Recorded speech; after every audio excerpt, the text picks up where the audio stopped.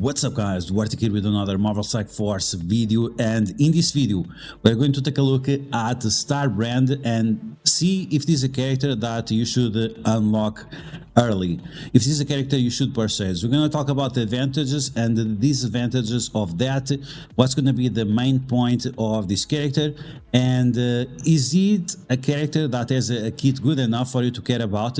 We're also going to talk about ISO 824s before the character is released, so you know for sure if this is something that you should put a lot of investment in or not. So as always, if you like the information on these videos, make sure you share it with your friends on Facebook and Discord. If you're new to my channel, make sure you subscribe for more Marvel Strike Force content, and make sure you smash that like button like a boss. Okay, so Starbrand is part of the Out of Time team, which is the main point. This is going to be an Alliance Wars team. You can use both of them on defense or on offense, but they are stronger on defense, and this is because of the passive of Black Knight, because he gets more HP and more stats when he's on defense, but you can also use them on offense if you like. Now Starbrand, we already know from the data mines that is going to be a month-long released character. This is going to be for the month of March, but he's also a 45 shards unlock, so that means you can unlock him early on. As I mentioned, they're going to be required for a legendary character. It's going to be part of the Mercs for Money team, which involve Domino and Deadpool, as far as we know, and on top of that also Pandapool, and one legendary that we are assuming that is going to be Hitmonkey. So whether you like this character or not, you are going to have to gear him up. This is the goal of the developers, is that they want to make sure that you are investing on a team to a certain level, and this is going to be one of those teams. So even if you don't like this character, you'll have to we have to get them up and level them up to a certain level, which is the goal of the developers. Is this going to allow you to unlock 7 stars or not? We don't know about that for sure, but we're going to take a look at his kit and see what's the deal with it. Now, before we take a look at the kit, let's talk about the advantages or disadvantages of buying him. Well, if you buy him, of course you're going to spend money, but the advantages, you can find them right here. We have the pack of greed going on right now, and that means that you can get 1 diamond on Captain Carter. Now this requires you to have bought the previous offer for Black Knight. If you didn't bought the offer, you don't get the point, so be careful with that. Some people might be misled, assuming that if you only buy the second offer that you can get the diamonds. No, it's not the case. You have to buy both of them in case you want all the rewards.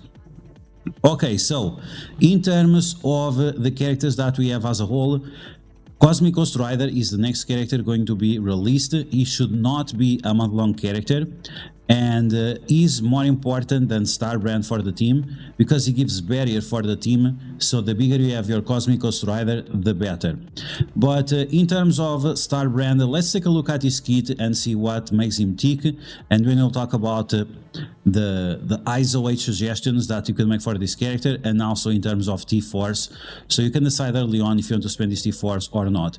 So Starbrand is a Hero Global, Mystic, Brawler, and Out of Time. Because he's Hero Brawler, you could pair him up with the other Brawler characters, but the biggest problem for him is that he's Mystic. Other problem that Starbrand has is that he has the least amount of HP on the team, which maxed out he has around 2 million health, and that's very low at this point in time. He gets a boost of health in Alliance Wars, but outside of Alliance Wars is not, he doesn't get it. And we also have another problem, which is the speed of Starbrand is kind of slow at this point of the meta, and without HP, without having a mechanic to survive, is not that great. He has a lot of armor, that's for sure. The armor is gigantic, but I don't think this much armor can compensate for the lack in terms of HP. And that's why he requires to be together with other characters from his team, like Captain America, Captain Carter, and Black Knight and Cosmic Ghost Rider for the barrier, the defense subs, the deflects, and so on. Now, in terms of what Starbrand does, the basic only does single target damage and he applies offense down to the enemies. Now, this offense down would be great if the character was very fast, right? Like Red Hulk. Red Hulk applies offense down and that allows your enemies to attack you and you're not taking a lot of damage. It's not the case with this character, and that really compromises his value outside of Alliance Wars. Then with the special, is going to attack the primary target for a big amount of damage. He's also going to turn rewind the enemies by 15% plus 10% per out of time or Black Panther Bashenga. And then if you do the T4, you're also going to turn rewind your the adjacent enemies. So overall, this is a good T4, right? We are applying negative effects. We are doing turn rewind a lot for one single target. We're also applying slow with the turn rewind. That means the turn rewind will have a 50% more result on that because of the slow. And you're also turn rewinding adjacent enemies. So overall, this is quite great, and this is the ability that you want to use turn 1. In terms of the ultimate, we have a single target damage. He applies stun to one target, flips positive effects, and then he's going to attack the adjacent targets as well. And then he's going to attack once again another target, flipping the positive effects again. And if you do the T4, you're going to stun the other enemy as well. Unfortunately, this is a turn 2 ability, but you can see that the damage multiplier are pretty decent. Now, in terms of the damage multiplier, since we are talking about them, you can see that he only does normal damage. So it's a type of things that across the time, his value in terms of damage will diminish because it's not piercing damage. In terms of base damage, the damage that he has natively is sitting at 200,000. As you guys can see, is the one that gives additional damage to the team. So he has a little bit more value than other characters. He's going to be similar to the situation with Nakia, right? Nakia on War Dogs, she's the one that has the insane amount of damage. And even that they do normal damage, it can outlast a little bit longer than other characters that also do normal damage, but it's just because their stats are so inflated. It's like their stats are only for the next meta, not for the current meta. Okay, so negative effects, offense down, slows, turn rewinds, lots of stuns, flipping of the positive effects. This means that this character might require a little bit of focus. Taking a look at his stats, the focus is quite nice for someone without skirmisher as a weight, so that is not going to be a big problem unless you are facing smaller teams, right? Now, in terms of the passive, this is where you should not get fooled. As always, we have the usual suspects, the envoys that are saying that this guy is like Karnak, this guy is absolute trash, and so on. And he's absolutely not trash. He's must-have on the team. He's absolutely must-have on the team, and this is because he's going to give 30% more damage to the rest of the team and also 30% more drain. How can you say that someone is the third of the team? He's absolute garbage when he's bringing the damage and when he's bringing the drain. It doesn't make any sense. And on top of that, all of these turning winds and stuns that he does are going to be extremely impactful.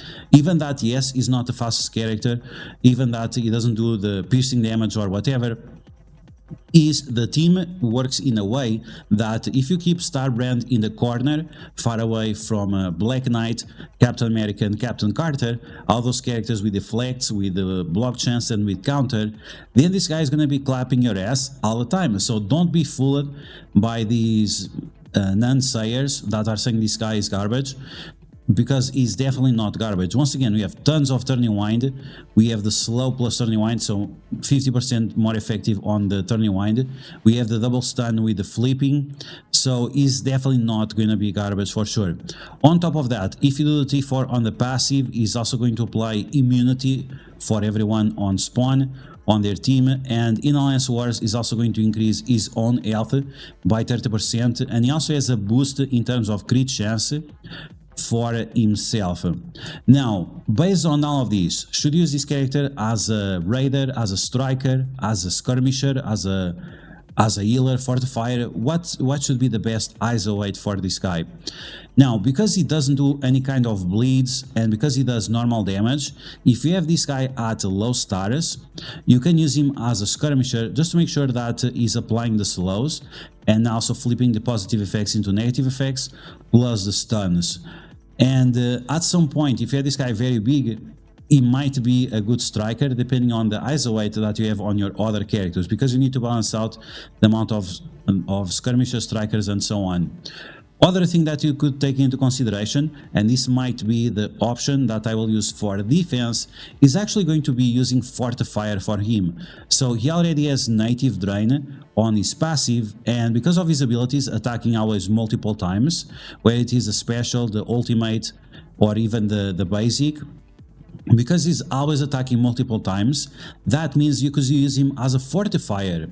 If the guy does not have a lot of HP, why not giving him more drain and barrier whenever he has a turn? So I think this would be an interesting option, but like I said, if you use him as a skirmisher, just to make sure that he has more focus to land the stuns and the turning winds and the slows and so on, that would be an option as well.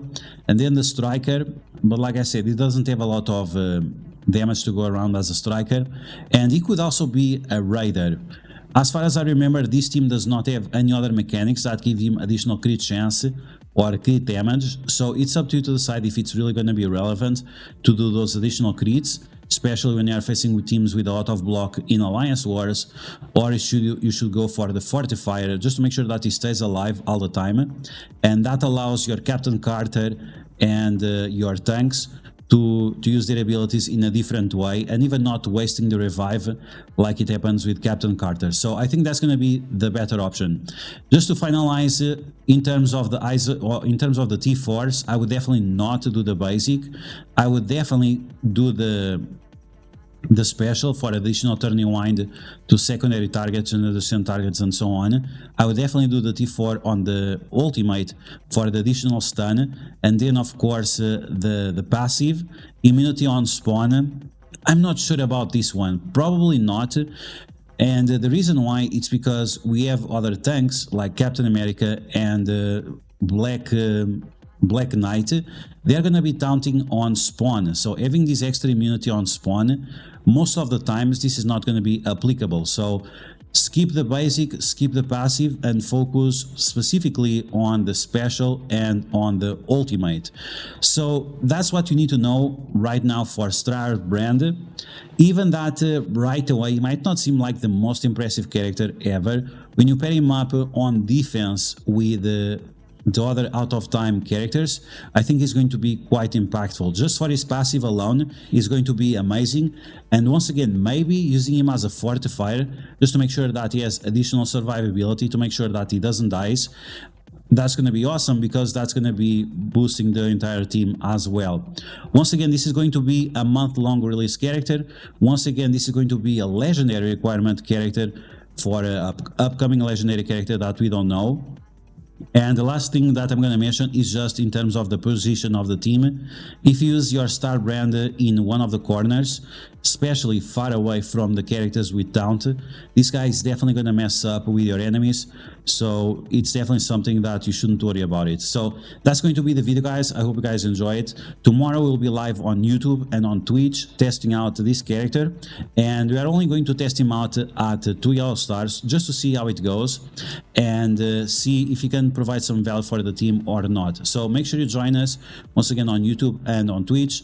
And as always, if you find information on these videos helpful, make sure you share it with your friends on Facebook and Discord. If you're new to my channel, make sure you subscribe for more Mouse Cyphers content, and I will catch you guys later.